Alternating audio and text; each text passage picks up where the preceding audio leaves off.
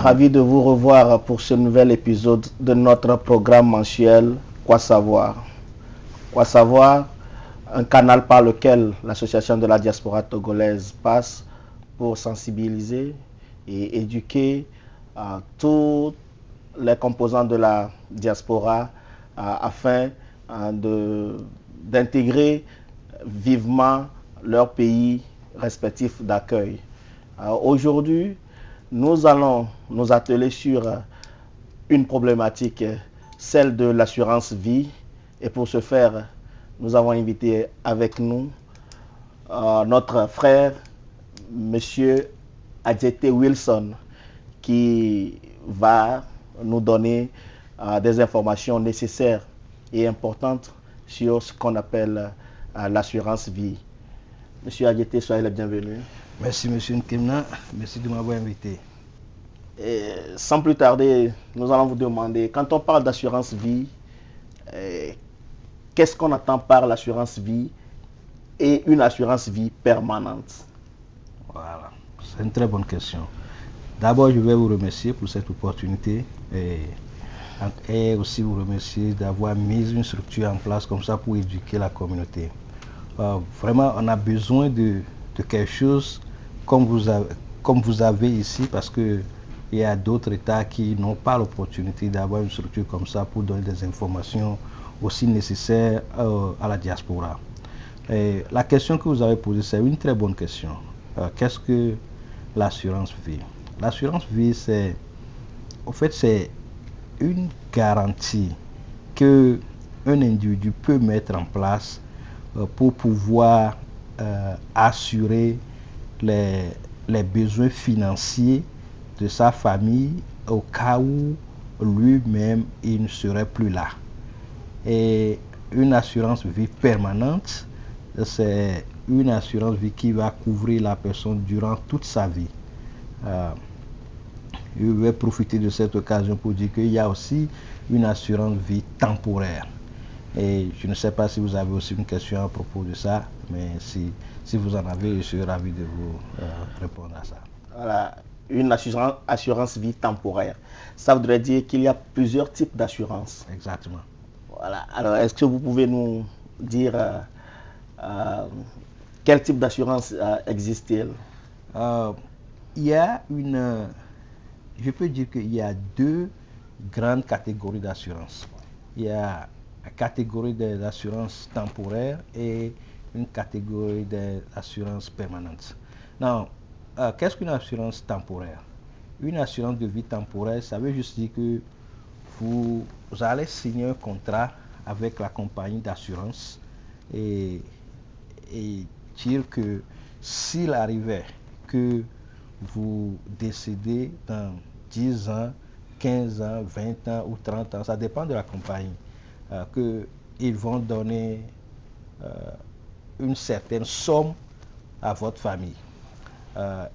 Alors que quand il s'agit d'une assurance permanente, il n'y a pas de contrat. Il n'y a pas de terme, je veux dire. Il n'y a pas de terme. Ça vous couvre du début du jour que vous avez signé le contrat jusqu'au... la plupart du temps, les assurances te donnent jusqu'à 120 ans et si vous êtes encore en vie, là, ils vont vous donner la somme de l'assurance pour que vous-même vous puissiez dépenser quand vous êtes toujours en vie. Donc, la grande différence est que l'assurance temporaire a une période spécifique, alors que l'assurance permanente vous couvre durant toute la vie. Alors, merci pour ces éclaircissements. Voilà. Et alors, si on a une assurance temporaire et une assurance, comment vous l'avez appelé? Permanente. Alors, si un individu veut souscrire à une assurance vie, alors comment savoir celle qui lui convient le mieux? Voilà. Ça, c'est à ce niveau que je vais dire que cette discussion n'est pas une exhortation à quelqu'un d'aller prendre une assurance ou une autre. Et tout le monde a des situations particulières. Donc ça dépend de votre situation. Si vous voulez avoir une assurance, par exemple, Comment est-ce que vous pouvez savoir si vous avez besoin d'une assurance permanente ou temporaire? Ouais, c'est ça la question. Oui. Bon, voici, si vous voulez avoir une assurance temporaire, vous pouvez dire que bon, moi je veux juste couvrir ma vie pendant 10 ans, 20 ans, 30 ans. Supposons que vous avez un enfant qui a 8 ans, vous pouvez dire que bon, quand à l'âge de 18 ans, cet enfant serait suffisamment indépendant, donc je vais couvrir ma vie pendant 10 ans, et pendant ces 10 ans, s'il arrivait que je décède, mon enfant peut avoir cette somme. Donc après 10 ans, l'enfant aurait 18 ans et il va se débrouiller lui, même si je décède après 18 ans, et il est à sa propre charge. Ça, c'est une décision. Mais une assurance permanente, ça veut dire que bon, vous dites que well, je veux que cette assurance financière existe pour ma famille. Et, ça ne dépend pas de quand est-ce que je décède. Je décède, ma famille peut toujours avoir cet argent. Et puis, il y a quelque chose aussi. Pourquoi certaines personnes choisissent une assurance vie par rapport à une assurance vie permanente par rapport à une assurance vie temporaire? Pour une assurance vie temporaire, au début, les gens pensent que c'est moins cher. Les gens pensent que ça apparaît être moins cher. Mais quand ça s'expire et que vous voulez renouveler, c'est là que ça devient beaucoup plus cher parce que maintenant l'âge est avancé et maintenant il faut calculer maintenant le premium par rapport à l'âge actuel, tout ça là. Alors que si l'assurance est permanente, on prend ça pour quelqu'un qui a 10 ans aujourd'hui, c'est le même paiement que la personne paie aujourd'hui, ça sera aussi la même chose, même si la personne tourne à 85 ans dans le futur, ça sera toujours le même paiement. C'est pour ça que certaines personnes décident d'avoir une assurance permanente. Okay. Merci beaucoup. Alors, si vous venez de dire, si vous souscrivez à cette assurance vie quand vous avez 10 ans, ça serait le même montant lorsque vous aurez un certain âge déterminé. Voilà. Maintenant, est-ce que ça voudrait dire que l'assurance vie et les enfants aussi peuvent souscrire à une assurance vie ou c'est seulement réservé aux personnes adultes? Non, tout le monde peut souscrire à une assurance vie, mais seulement que l'enfant même ne peut pas signer le contrat. Nous sommes aux États-Unis ici, il faut que la personne ait 18 ans. Même dans notre pays, au Togo, il faut que la personne soit majeure avant de signer un contrat, puisque l'assurance c'est un contrat.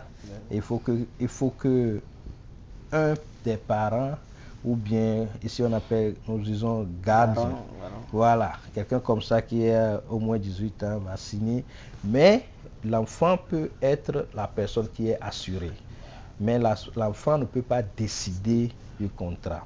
Surtout que l'assurance permanente vient avec certains avantages et il y a beaucoup d'agents qui maintenant deviennent impliqués dans la situation. Il va falloir qu'il y a une personne qui peut prendre des décisions par rapport à ces sommes d'argent. Voilà. Alors, merci beaucoup, c'est clair maintenant. Quand on parle d'assurance vie, on parle bien évidemment d'argent.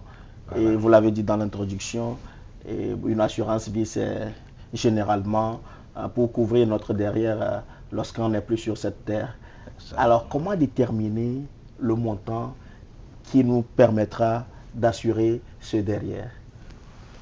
Voilà. Et dans l'industrie d'assurance, moi par exemple, je ne travaille pas pour une compagnie d'assurance. Voilà. Je suis en quelque sorte un broker. Ça veut dire que quoi? Moi, j'éduque les gens par rapport à l'assurance. Bon, ça peut être l'assurance vie, ça peut être l'assurance maladie, assurance sur maison, tout ça là. Maintenant, si une personne veut avoir une assurance, comment est-ce qu'il faut savoir combien, nous appelons ça face value, combien d'assurance, si ça serait 500 000, 1 million, 2 millions. Bon, il y a une formule que beaucoup de gens utilisent. Ça veut dire que quoi? Ils vont prendre les dépenses de la personne, les dépenses mensuelles par exemple, ou bien annuelles. S'ils se prennent mensuelles, ils vont multiplier par 12. Et puis ils vont prendre l'income de la personne. Si la personne gagne peut-être 100 000 par an, ils vont prendre en considération ça aussi. Et puis, il y a une formule qui s'appelle DIME. Dépenses, income, dette. Le premier là, c'est dette. C'est les dettes que la personne va avoir, tes credit cards, student loan, personal loan, tout ça. On va faire une formule tout de suite. Et puis M par exemple, ça veut dette, income, et puis expenses, tout ça. Ça veut dire que quoi? Supposons que la personne a $10 000 de dette. Si la personne a $10 000 de dette sur ce crédit card ou bien ce loan personnel, tout ça, ils mettent ça ensemble. Maintenant, ils vont voir le income de la personne. Combien la personne gagne par mois. Si la personne gagne 5 000 par mois, par exemple, ils vont multiplier par 12, ce qui fait 60 000. Et ils vont dire que okay, la personne, tout ça là aussi vient parler de, ils vont dire que okay, aujourd'hui la personne a 50 ans. La personne serait peut-être en retraite ou bien en retraite dans 15 ans. Donc ils vont prendre les 60 000 multipliés par 15. Ou carrément, ils vont dire que le dernier enfant de la personne là a 10 ans. Donc il y aura 18 ans dans 8 ans. Donc ils vont prendre 8 ans multipliés par 60. Donc on va voir jusqu'à quand la famille aura besoin de revenus de la personne à qui on fait l'assurance. Et on va voir son mortgage. Si vous avez une maison, on va voir que combien il faut encore payer sur la maison. Parce qu'il y a quelque chose dans ce pays qu'on appelle probate. Et ça, c'est une autre discussion qu'on peut faire après. Donc, on va voir le mortgage qui reste sur la maison. Si c'est 100 000 ou bien 200 000, on prend ça aussi en considération. Maintenant, on va voir les expenses, les autres disent education.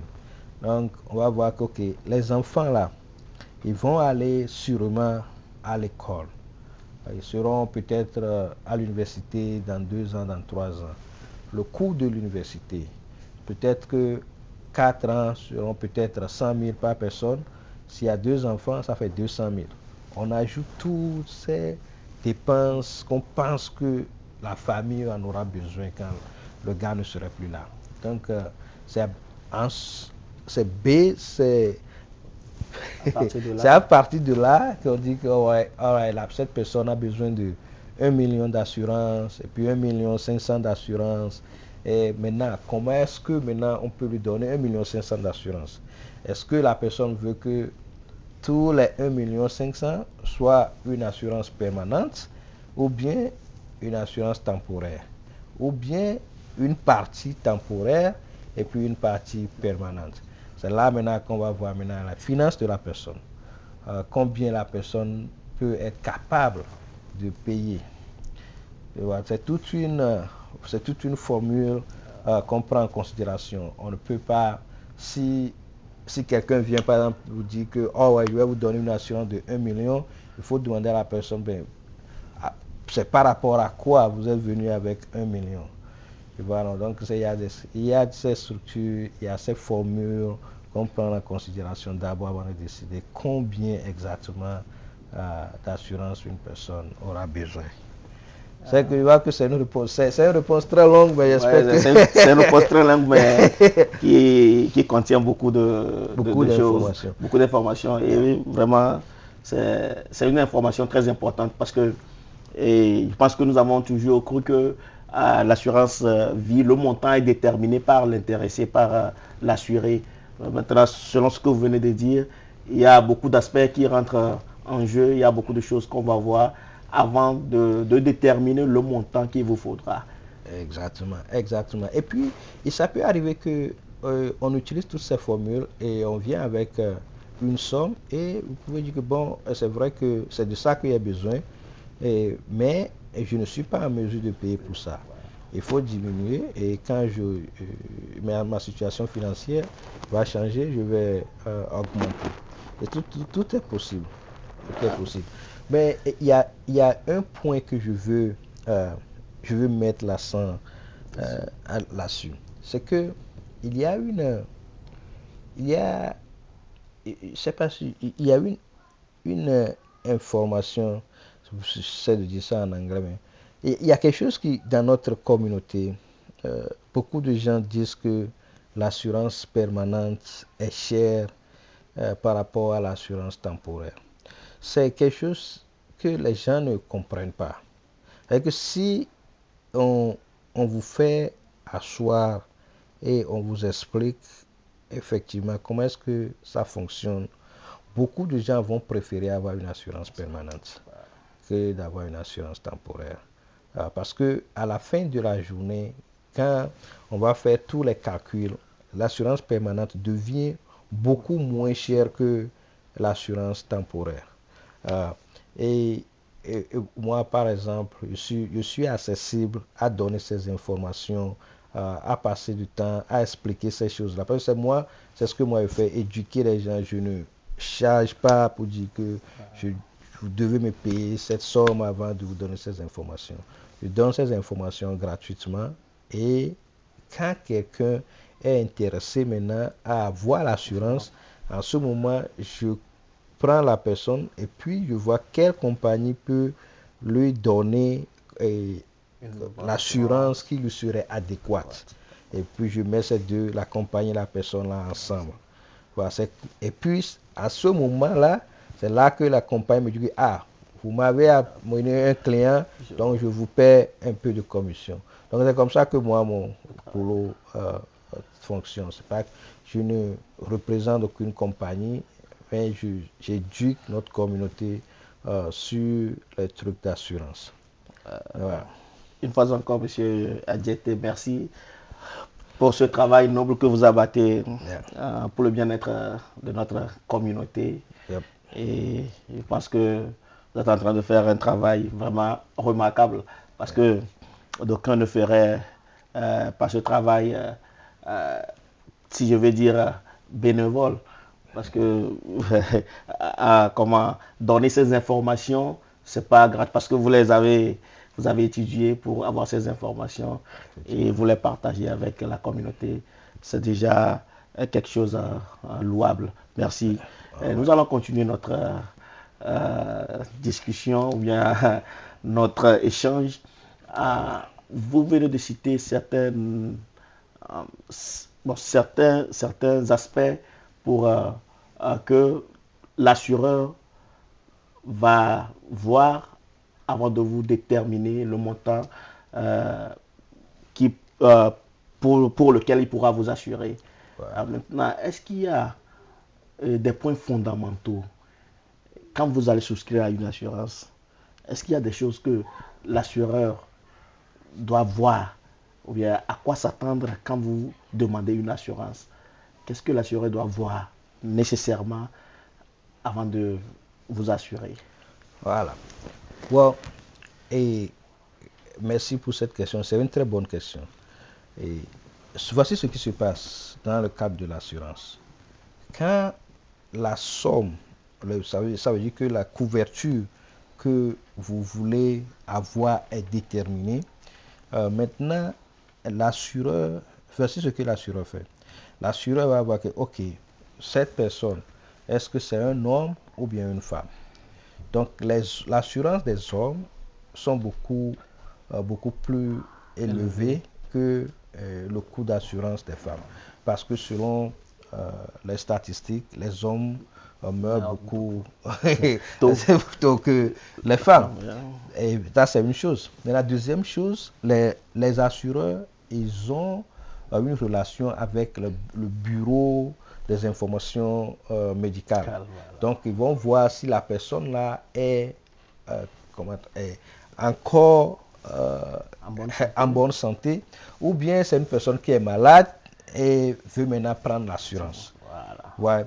Parce que si la personne est déjà malade, ça c'est déjà un problème que je vais expliquer bientôt. Maintenant, ils regardent ça et c'est par rapport à ça qu'ils décident, ok, combien la personne la peut payer.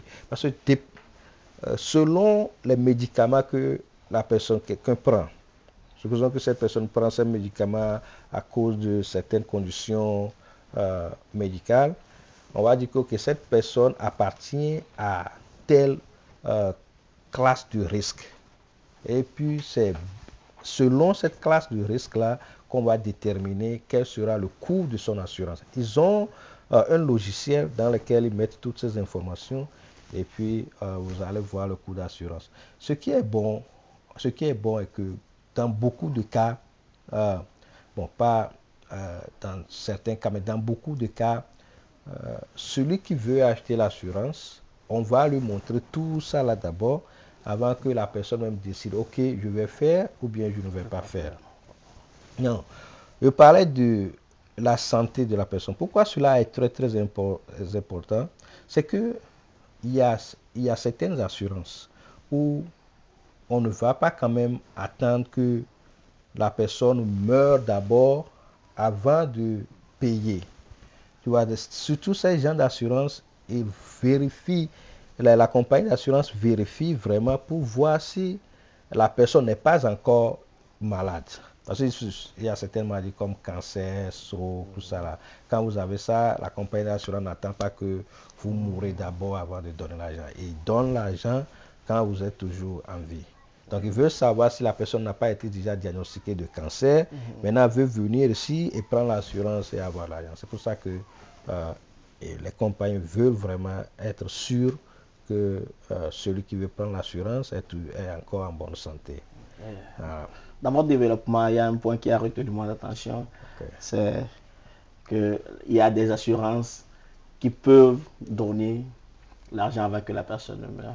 Voilà. Est-ce à dire que les assurances peuvent donner l'argent avant le décès ou c'est uniquement, ou bien il y a certaines assurances qui donnent l'argent uniquement après le décès? Voilà, ça c'est une très bonne question. Comme je l'avais dit, il y a deux types d'assurance. Ouais. Il y a une assurance temporaire et une assurance permanente. Maintenant, parmi les assurances temporaires, il y a encore deux. Bon, il y a plusieurs, mais il y a deux spécifiques, deux grands groupes. Il y a un groupe où la personne doit décéder et on va payer à la famille. Et il y a un autre groupe, toujours dans les assurances temporaires, où quand la personne a des problèmes de cancer, stroke ou bien devenir aveugle, tout ça là, on peut payer jusqu'à 90% de l'assurance à la personne quand la personne est toujours en vie pour se faire soigner. Donc ça c'est le côté des assurances temporaires. Maintenant quand on va dans le côté de l'assurance permanente, il y a aussi une assurance où on ne va pas vous donner l'argent parce que vous êtes malade. Mais vous avez accès à l'argent de l'assurance, vous pouvez prendre vous-même. Parce que l'argent que vous avez mis dedans, ça génère des intérêts que vous pouvez faire sortir pour aller vous faire soigner. Maintenant, il y a une autre assurance permanente. Je crois que je vais commencer par donner les noms maintenant. Je vais commencer par donner les noms pour qu'on arrive à distinguer. Il y a une assurance qu'on appelle Whole Life. C'est une assurance permanente. Ça là, si vous êtes malade, l'assurance ne va pas vous donner de l'argent parce que vous êtes malade. Mais l'argent que vous mettez dans l'assurance, l'argent là est en train de faire des intérêts et vous-même, vous pouvez prendre cet argent pour aller vous faire soigner. Maintenant, il y a une autre assurance qui s'appelle Index Universal Life. Cette assurance, quand vous tombez malade, vous avez cancer, stroke, tout ça là, comme je l'avais dit. Maintenant, cette assurance peut vous donner jusqu'à 90% de votre assurance. Ce n'est pas ce que vous avez mis dedans, de l'assurance quand vous êtes toujours en vie. L'argent que vous avez mis dedans avec les intérêts, ça, c'est toujours là-bas pour vous, pour aller prendre quand vous-même vous voulez. Donc, il y a beaucoup de trucs qu'il faut comprendre avant de choisir quelle assurance vous voulez vraiment faire. Ouais. Vous avez donné des informations qui donnent vraiment envie de souscrire à une assurance vie. Alors, si quelqu'un a besoin de souscrire à une assurance vie, qu'est-ce que la personne doit faire? Bon, ça c'est une très bonne question. Parce que beaucoup de personnes tombent dans dans des publicités qui ne sont pas vraiment vraies. Par exemple, quoi? Quelqu'un peut venir vous dire que ouais, il faut prendre une assurance que vous allez payer seulement $20 ou bien $30 et vous êtes couvert pendant 10 ans, pendant 20 ans ou pendant 30 ans. Ouais, c'est bon. Mais est-ce que là où vous êtes maintenant, est-ce que vous pensez que vous allez mourir dans 10 ans, 20 ans ou 30 ans? Et tout le monde veut vivre un peu longtemps que ça. Voilà. Donc l'essentiel, c'est vous-même de dire que, ok, est-ce que après 10 ans, après 20 ans, après 30 ans, j'aurai besoin d'assurance? Si vous pensez que vous n'aurez pas besoin d'assurance, là, vous pouvez faire ça. Mais si vous pensez que vous aurez besoin d'assurance, donc vous pouvez faire une assurance permanente. Maintenant, de quoi aurez-vous besoin? Ça, c'est la première des choses, c'est la discussion que vous faites entre vous-même. Est-ce que j'aurai besoin d'assurance? Pendant combien de temps j'aurai besoin d'assurance?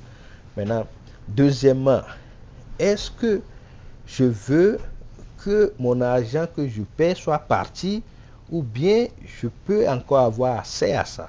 Parce que l'assurance permanente, quand vous mettez l'argent dedans, l'argent est là, l'argent ne va nulle part. Vous pouvez toujours avoir accès à cet argent avec intérêt même.